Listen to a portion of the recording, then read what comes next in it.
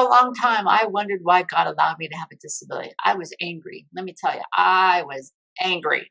Suppressed anger manifests as depression. I was angry that my life isn't going like someone else's life. I was angry I didn't have what other people had to be considered stable and successful.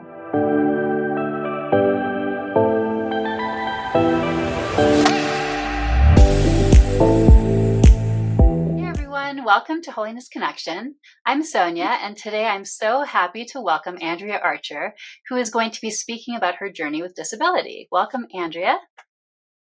Thank you. I love telling my story. I've been telling my story for about 12 years on a panel of people with disabilities at our local community college here in Colorado Springs.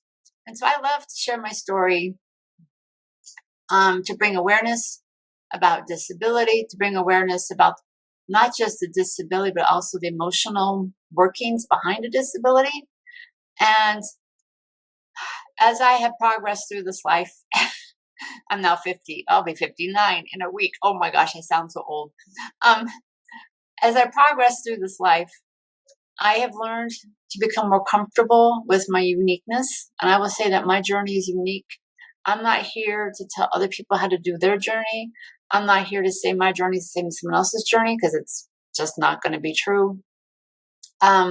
So what is very helpful for me is knowing inside myself that my journey is the right one I have to go through. So I'm going to first talk about disability and my personal story with disability, and then I'm going to talk about my spirituality, my walk with God, and how those two have incorporated. And I will say straight up right now that just because I'm a Christian does not mean my life is easy. It does not mean my life is simple. And it's a choice every day to decide, what am I going to focus on? Am I going to focus on life being hard and challenging, which it has its times, absolutely true. Or am I going to focus on the creator of the universe, who has given me this incredible life to do so much with? And my parents, bless their hearts, set me up with great success. And I want to be faithful to follow through and making that success work in my life, and then also impact other people's lives with that success that I was given from my parents. So, boy, that's quite a mouthful. All right. Wonderful. That sounds wonderful. Thank you. So let's start with just the basic parts of disability. I have mild cerebral palsy, and I was born with it. And CP is caused by brain damage from lack of oxygen. In my case, my mom was given an epidural that was too strong, and that means the epidural caused her contractions not to be fully functioning contractions. And so she was not able to, her body was not able to push me out. The nurse had to push me out from my mom's body. And the process, I got stuck in the birth canal. I lost a little oxygen, and that's what caused the brain damage. And that's true for anybody who has cerebral palsy. There's a lack of oxygen. For a lot of people who have CP, the umbilical cord was wrapped around their neck and stuck in the coming out process. So from my story, my brain damage manifests in lack of balance, not walking well. I have an awkward gait when I walk. I have lack of energy. And I'm also incredibly hypervigilant in trying to keep my balance intact. So if somebody just bumps me, it throws me off. I have to be just very aware of how I'm moving my body, who I'm around physically. I have to be with stairs with a handrail. So because I was slower moving, I still am slower moving than most people. I was alone a lot growing up on the playground. The boys didn't want to chase me because I was too slow. I tried, I think it's first or second grade, to play the boys chase girls game. And I participated, and the boy caught me because I'm really slow in my running. And his reaction to me was, "Oh, you're too slow." So right then, in first or second grade, I took it to heart. I was not good enough for the boys. And I didn't have the capacity to play the games by their rules about what they wanted. And just socially, I didn't have neighborhood friends. A lot of people growing up have neighborhood friends they hung out with. My brother had neighborhood friends to hang out with and rode their bikes and did whatever they did.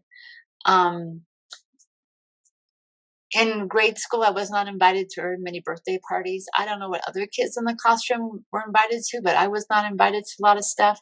So I just felt very alone growing up.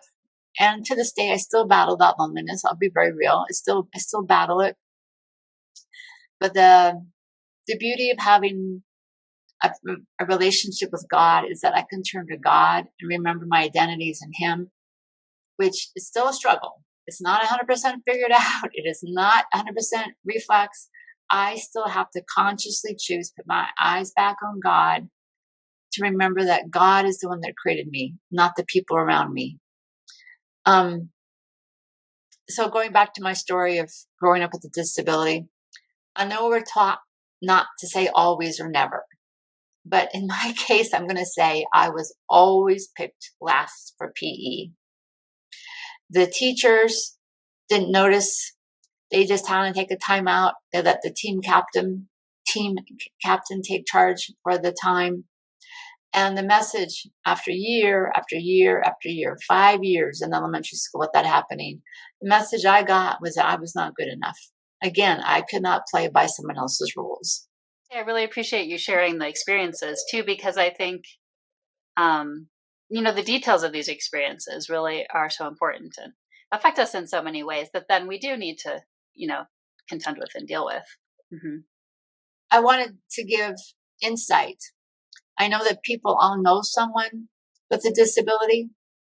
That's just the way it is in our world. I'm hoping everybody knows someone with some kind of physical disability, but they don't. If you know someone, you don't know the full story behind what has happened, the history. There's a history of growing up with a disability. It doesn't go away. My disability is obvious. It's not an invisible thing where I have to try to function and pretend I don't have an issue. People can see it. And so I'm always having to work around people's opinion of me living with a disability. So back to my notes here. So when I was 19 years old, I became a Christian. I can tell you the date, December 8th, 1983. I committed my life to God. I would not say He was Lord of my life. That is way down the road. Phew, that's decades down the road. I just decided to commit my life to the Lord, of just being, okay, I got to read my Bible. I need to be faithful with doing the fellowship thing, going to church. I became very dutiful in the Christian world. I will not say my life radically changed. I'm not one of those people. My life did not radically change. I still have to choose every day to trust God. I still have to choose when things don't go the way I hope they would. I have to choose to trust that God has a plan bigger than my plan, which is really, really hard to do sometimes. But now I have hope. The difference between before and now is I have hope. I have hope that God, the creator of the universe, has a plan I don't understand. Where I can trust Him to use my life for His glory. I'm not saying my life is perfect. I'm not saying my life is even easy. I'm not saying my life is good. Good, like I don't have a big house. I don't have a marriage. I don't have a bunch of kids. I don't drive a fancy car. That's all the outside stuff that people consider a good life. I personally like my life. It's very, very simple. I live in a condo. I drive a Toyota Corolla. I don't have any kids. I don't have a fancy career. And I actually kind of like it like that. I like my very simple life. So I have to trust God that He will get the glory no matter what. I don't know how He's going to get the glory. I don't need to figure it out. But I do know I'm responsible to God to follow Him, number one, listen to Him, number two. I've got the whole Bible that tells me how to treat people well. But there's a lot of things I believe. I'm going to put my sweater on. Sorry there. I got chilly. Turn the AC on so I wouldn't be too hot. No problem. Go right ahead. Real life Actually, is. while you're doing that, I'd love to hear more about, just for so everyone can be on the same page with what you mean. When you say like get the glory, God getting the glory, because I almost hear sort of I don't know what to call it. Not exactly calling, but like sort of the meaningfulness of life and how that is like mixed in there. But tell me more Right. about what you mean by it. The God, the creator of the universe, has a plan. Before the foundations of the earth, he had a plan, or still has a plan, that everything that's happened on earth, with people on earth, he's going to come back. How, when, I don't know. I'm not one of those people. I can't prophesy that stuff. I refuse to go down that road. That God's going to take everything that's happening and make it for good. And how that is, I don't have a clue. That somehow God's going to use all the pain and heartache of the people on this planet and all of creation that's suffering. I mean, by plants, animals, that kind of stuff, are suffering because we are going through a change on this planet between pollution.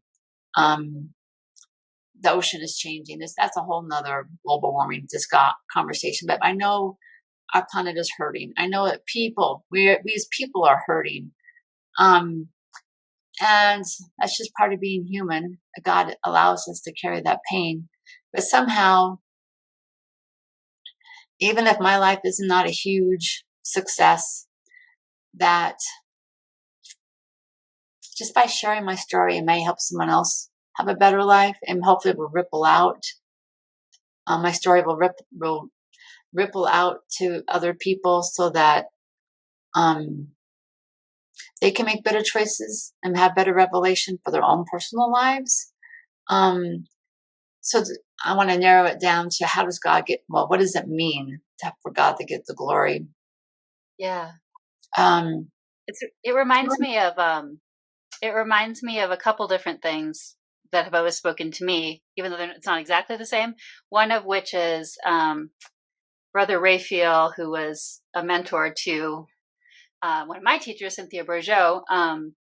He always said no conscious act is ever wasted, which sort of has that, but it's also kind of the implication that we don't always know, right? We don't always know like the meaning or all of that, but there's sort of that trust or faith in that there is a meaning or that there is an influence, whether it's right. what we do or whether it's just more in a general sense of the word. It's reminding me of that too. Right. To try to define God, how God gives the glory, is a very vague trust in God. I can't nail it down. I can't put it into a word picture. I can't. It's more of a deep it's just not knowing. one of those things that you can nail down, I think. Yeah. Yeah. It's not like the peace that passes understanding that God promises us. We can't put our fingers on it. We can't explain it to other people. We can't tell other people how to do it. But when I hang on to the peace that passes understanding that God has to offer, I know it's a trust knowing that God is in charge. God's going to figure it out way beyond me. That's very helpful. Thank you, Andrea, for I'm glad, for me. Very helpful. I talk in circles on this one, but okay. And then just everyday things I have to struggle with is I have to walk up and down stairs with a handrail, which most people don't have to do. I struggle with friendships, which really frustrates me. And growing up, because I was alone a lot, I wasn't in the group, I wasn't hanging out. Girls love to talk. Girls started talking before they're born. And girls love to talk and hang out, and that's how they develop relationship. But because I was always behind or left alone, I didn't talk to other girls. So I never really learned social skills growing up. I struggle with trying to get a career off the ground. There's so much I cannot do because I cannot keep up the same pace as other people. I also run out of energy faster, therefore I'm not able to work a full-time job. And And so I'm not able to really, I feel like, be promoted or go anywhere. Today as an adult, a lot of my friends like to hike. Okay, I'm glad they like to hike, but because I have my balance issues and I'm slower moving, I'm always behind. And I'm always trying to struggle to keep up. So I'm always struggling to keep up.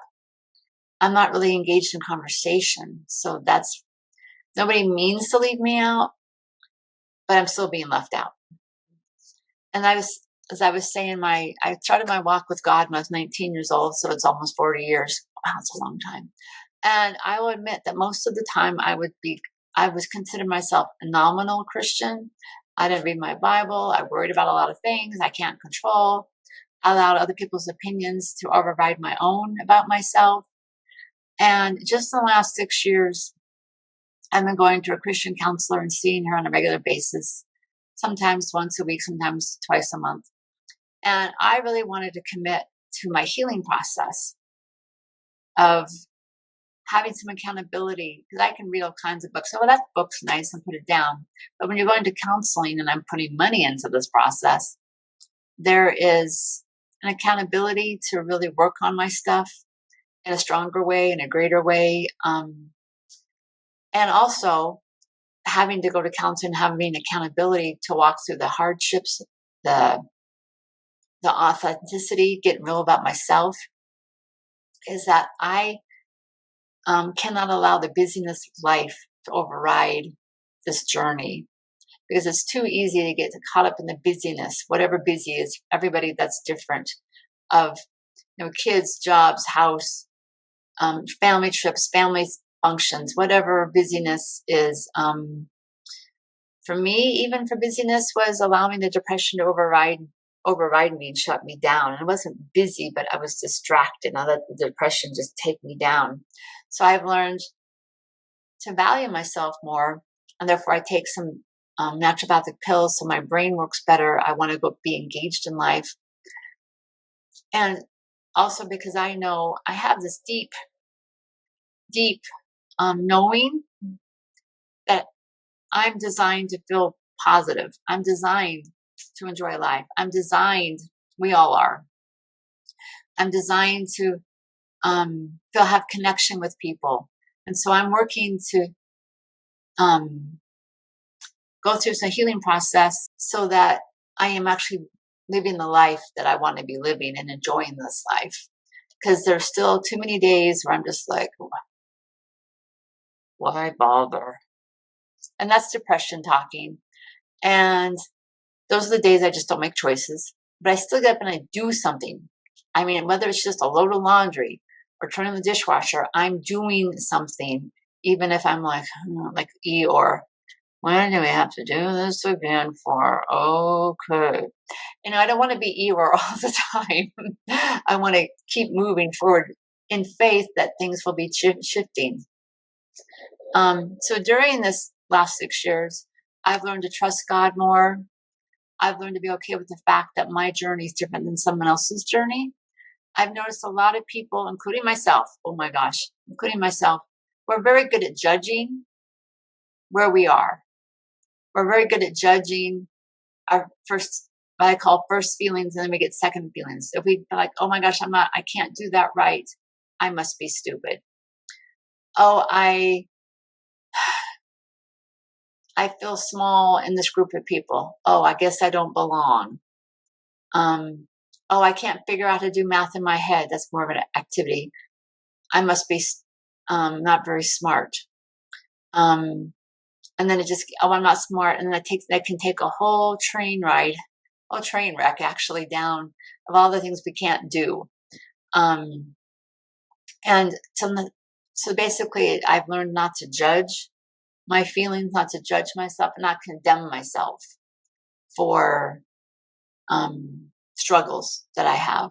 Yeah, this is all reminding me so much just of this sort of holiness concept in general, which is why I use that word, with the WH, Yes. because psychology and relationship too, actually, there's relationships to other people, body, mind, spirit, all of it, like that sense of wholeness, and how really it's inseparable from the spiritual journey. And our journey with Oh God. yeah, it's all interwoven together. I totally believe that. So back to the whole disability and God thing. For a long time, I wondered why God allowed me to have a disability. I was angry. Let me tell you, I was angry. Suppressed anger manifests as depression. I was angry that my life isn't going like someone else's life. I was angry I didn't have what other people had to be considered stable and successful. And there are times I still have frustration. Don't get me wrong. I still have my frustration, especially when my body doesn't move the way I need it to move. I still have frustration on that.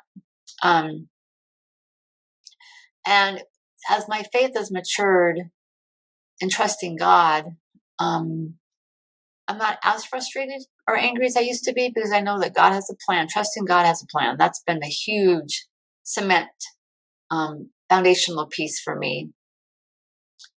And I don't know why God allows it, but I have had to learn that everything that happens goes through the fingers of God, goes through the filter of God to allow in my life. We also